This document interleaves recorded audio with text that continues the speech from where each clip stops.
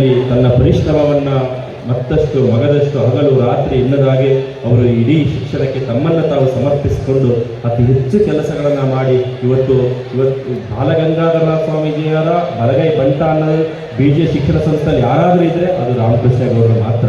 ಹಾಗಾಗಿ ಅವರ ಸೇವೆಯನ್ನು, ಗುರು ಸೇವೆಯನ್ನು, ನನ್ನ ಸೇವೆ ಅಂತ ತಿಳ್ಕೊಂಡು ಅವರು ಕಾಯ ವಾಚ ಮನಸ ಅವರ ಸೇವೆಯನ್ನು ಮಾಡಿ ಇವತ್ತು ಇಡೀ ಅವರು ಒಂದು BJ ಸಂಸ್ಥೆಯಲ್ಲಿ ತನ್ನ ಶಿಕ್ಷಣವನ್ನು ತನ್ನ ಮಕ್ಕಳಿಗಾಗಿ ಅವರು ಮಾಡ್ತಾ ಇರುವಂಥ ಕೆಲಸಗಳನ್ನು ಇವತ್ತು ಬಿಜಾಪುರ, ಧಾರವಾಡ ಭಾಗದಲ್ಲಿ ಅನೇಕ ಶಿಕ್ಷಕರ ಸಂಸ್ಥೆಗಳನ್ನು ತೆಗೆದುಕೊಂಡ ಮುಖಾಂತರ ಈ ಸಮಾಜಕ್ಕೆ ಅವರು ಕೊಡುಗೆಯನ್ನು ಕೊಡ್ಕೊಂಡು ಬರ್ತಾ ಇದ್ದಾರೆ. ಆ ನಿಟ್ಟಿನಲ್ಲಿ ಅವರಿಗೂ ಸಹ ಆ ಕಾಲಭೈರವ ಆಯುಸ್ಸು ಆರೋಗ್ಯವನ್ನು ಕೊಟ್ಟು ಕರುಣಿಸಲಿ ಅಂತ ನಾನು ಈ ಸಂದರ್ಭದಲ್ಲಿ ಹೇಳ್ತಾ, ಹಾಗೆ ಹೆಚ್ಚು ಮಾತಾಡುವಂಥ ಸಮಯ ಇಲ್ಲ. ಮಕ್ಕಳು ಸಹ ಈಗಾಗಲೇ ಬೆಳಗ್ಗೆ 2 ಗಂಟೆವರೆಗೂ ಈ ಕಾರ್ಯಕ್ರಮ ನಡೀತದೆ ಅಂತ ಕೇಳಿ ನನಗೆ ನಿಜವಾಗ್ಲೂ ತುಂಬ ಸಂತೋಷ. ಮಕ್ಕಳನ್ನ ಸೀರೆ ಅಂಗಡಿಯಾಗಿ ಬಿಡಬಾರ್ದು, ಗ್ಯಾದರಿಂಗ್ದಾಗ ಮಾತಾಡೋರ ಕೈಗೆ ಮೈಕ್ ಕೊಡಬಾರ್ದು. ನೀವೆಲ್ಲ ಮಕ್ಕಳ ಸಾಂಸ್ಕೃತಿಕ ಕಾರ್ಯಕ್ರಮವನ್ನು ನೋಡಲಿಕ್ಕೆ ಬಂದಿದ್ದೀರಿ. ನಾನು ಬಿಜಾಪುರದ ದೂರದ ವಿಜಯಪುರದಿಂದ, ಬಸವನಾಡಿನಿಂದ, ಸಿದ್ದೇಶ್ವರಪ್ಪಗಳು ಜನ್ಮ ತಾಳಿದ ಆ ನಾಡಿನಿಂದ ಬಾಲಗಂಗಾಧರ ನಾಥರಂತಹ ಮಹಾಸ್ವಾಮೀಜಿಗಳು ನಡೆದಾಡುವ ಈ ಪುಣ್ಯಭೂಮಿಗೆ ಯಾಕೆ ಬಂದಿದ್ದೇನೆ ಅಂದರೆ, ನಮ್ಮ ಬಾಗಲಕೋಟೆಯಲ್ಲಿಯೂ ಕೂಡ ನಮ್ಮ ರಾಮಕೃಷ್ಣೇಗೌಡರು ಒಂದು ಅದ್ಭುತವಾದ ಮಠವನ್ನು ಕಟ್ತಾ ಇದ್ದಾರೆ.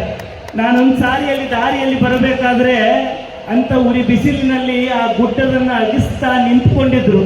ನಾನು ನಮ್ಮ ಆಪ್ತ ಸಹಾಯಕನಿಗೆ ಹೇಳಿದೆ, ಏನಂದರೆ ಇಲ್ಲಿ ಗೌಡರು ನಿಂತಿದ್ದಾರೆ ತರುಬು ಅಂತ. ಇಲ್ಲ, ಇಲ್ಲ್ಯಾಕೆ ಬರ್ತಾರೆ ಅವರು ಆದಿಚುಂಚನಗಿರಿಯಿಂದ ಅಂತಂದ್ರು. ನಾನು ಗಾಡಿ ತಿರುಗಿಸ್ಕೊಂಡು ಬಂದು ನೋಡಿದಾಗ ಅವರಲ್ಲಿ ನಿಂತು ಕೆಲಸ ಮಾಡಿಸ್ತಾ ಇದ್ರು. ಅವರ ಬೆವರ ಹನಿಗಳ ಅಮೃತ ಬಿಂದುವಿನ ನೆರಳಲ್ಲಿ ಲಕ್ಷಾಂತರ ಜನ ವಿದ್ಯಾರ್ಥಿಗಳು ಬದುಕು ಕಟ್ಟಿಕೊಳ್ತಾ ಇದ್ದಾರಲ್ಲ, ನಿಮ್ಮ ಪರಿಶ್ರಮಕ್ಕೊಂದು ಬಹಳ ದೊಡ್ಡ ಶರಣಾರ್ಥಿ ಅಂತೇಳಿ ನಾನು ರಾಮಕೃಷ್ಣೇಗೌಡರಿಗೆ ಅಭಿನಂದನೆಯನ್ನ ಸಲ್ಲಿಸಲಿಕ್ಕೆ ಬಯಸ್ತೇನೆ. ಇದು ಮಾತನಾಡುವ ಸಮಯ ಅಲ್ಲ, ಇದು ಭಾಷಣ ಮಾಡುವ ಸಮಯ ಅಲ್ಲ.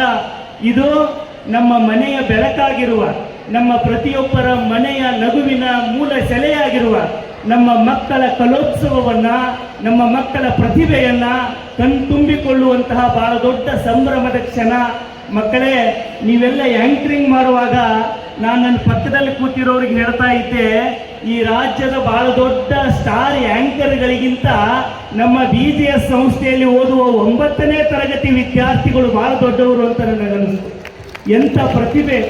ಇವತ್ತು ಬಾಲಗಂಗಾಧರನಾಥ ಮಹಾಸ್ವಾಮೀಜಿಯವರ ಆಶೀರ್ವಾದದ ನೆರಳಲ್ಲಿ, ನಮ್ಮ ಪ್ರಸ್ತುತ ನಿರ್ಮಲಾನಾಥಾನಂದ ಮಹಾಸ್ವಾಮೀಜಿಯವರ ಆಶೀರ್ವಾದ, ನಮ್ಮ ಹಿರಿಯರಾದ ಡಾಕ್ಟರ್ JN ರಾಮಕೃಷ್ಣೇಗೌಡರ ಒಂದು ಕರ್ತೃತ್ವ ಶಕ್ತಿಯ ನೆರಳಲ್ಲಿ ನಾವು ಆ ಒಂದು ಸಾಕ್ಷ್ಯಚಿತ್ರ ನೋಡುವಾಗ ಒಬ್ಬ ಸ್ವಾಮೀಜಿ 400 ಸರ್ ಇನ್ನ ಅವರ ಒಂದು ಕೃಪೆಯಿಂದ ಅವ್ರ ಜೊತೆ ಒಟ್ಟಿಗೆ ಕಾರಲ್ಲಿ ಬಂದು ಸುಮಾರು ಸಮಯ ಕಳೆಯಕ್ಕೆ ಸಿಕ್ಕು.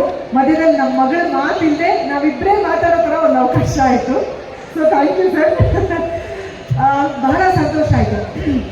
ಮೊದಲನೇದಾಗಿ ಯಾಕಂದರೆ KR-ಪೇಟೆಗೆ ಬಂದು ಇಂಥ ಒಂದು ಅದ್ಭುತವಾದ ಶಾಲೆ ನೋಡಿದ್ದು, ಹಾಗೆ ಆ ಶಾಲೆಯಲ್ಲಿರುವಂಥ ಅದ್ಭುತವಾದ ಮಕ್ಕಳನ್ನು ನೋಡಿ ಅವರು ಮಾಡ್ತಿರುವಂತಹ ನಿರೂಪಣೆ ಕೇಳಿ ಎಷ್ಟು ಒಂದು ಅವರಲ್ಲಿರುವಂತಹ ಕಾನ್ಫಿಡೆನ್ಸ್ ತುಂಬ ತುಂಬ ಸಂತೋಷ ಆಯಿತು ನಮ್ಮಿಬ್ಬರಿಗೂ ಅದನ್ನು ನೋಡಿ.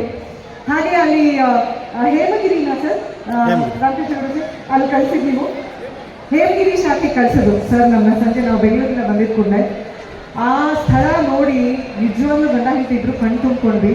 ಎಷ್ಟು ಅದ್ಭುತವಾಗಿದೆ ಅಂಥ ಒಂದು ಜಾಗದಲ್ಲಿ ಮಕ್ಕಳಿಗೆ ಶಿಕ್ಷಣ, ಅಲ್ಲಿ ಅವ್ರಿಗೆ ಎಜುಕೇಷನ್ ಸಿಗ್ತಿದೆ ಅನ್ನೋ ನಾವು ಕೇಳ್ಪಟ್ಟೇ ಅಷ್ಟು ಸಂತೋಷ ಆಯಿತು ನಮಗೆ. ಆ ಇಡೀ ವಾತಾವರಣ ಅಲ್ಲಿ ಆ ಶಾಲೆದು. ಹಾಗೆ ಇಲ್ಲಿ ಸಿಟಿ ಒಳಗೆ ಇಷ್ಟು ದೊಡ್ಡ ಜಾಗ ಇರುವಂಥ ಒಂದು ಶಾಲೆ, ಇಷ್ಟು ಜನ ಮಕ್ಕಳು, 1600 ಜನ ಮಕ್ಕಳಿದ್ದಾರೆ ಅಂತ ಕೇಳ್ಪಟ್ಟೆ. ಸೆಕೆಂಡ್ PU ವರೆಗೂ ಸ್ಕೂಲ್ ಕಾಲೇಜ್ ನಡೀತಾ ಇದೆ ಅಂತ ಬಹಳ ಸಂತೋಷ ಆಯಿತು.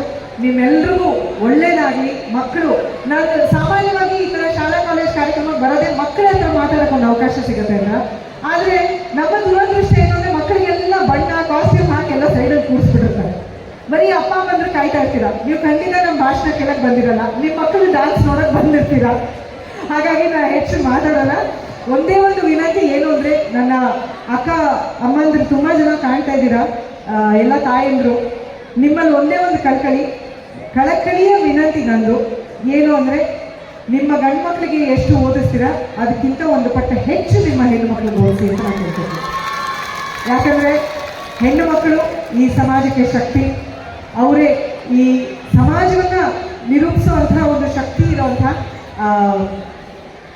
ಹ್ಯೂಮನ್ ಬೀಯಿಂಗ್ಸ್ ಅಂತ ನಾನು ನಂಬಿರೋದು. ಯಾಕಂದರೆ ಒಂದು ಹೆಣ್ಣು ಮಗಳು ತನ್ನ ಮನೆಯನ್ನು ಚೆನ್ನಾಗಿ ನೋಡಿಕೊಂಡ್ರೆ ಹಾಗೆ ಸಮಾಜನೂ ಗಟ್ಟಿಯಾಗುತ್ತೆ, ಚೆನ್ನಾಗಿ ಬೆಳೆಯುತ್ತೆ ಅನ್ನೋದು ನನ್ನ ಅನಿಸಿಕೆ. ಸೊ ನಿಮ್ಮ ಹೆಣ್ಣು ಮಕ್ಕಳಿಗೆ ಪ್ರೋತ್ಸಾಹ ಕೊಡಿ, ಅವ್ರು ಚೆನ್ನಾಗಿ ಓದ್ಕೊಳ್ಳಿ. ನಮ್ಮ ಯಜಮಾನರು ಯಾವಾಗಲೂ ಹೇಳ್ತಾರೆ, ಮಕ್ಕಳು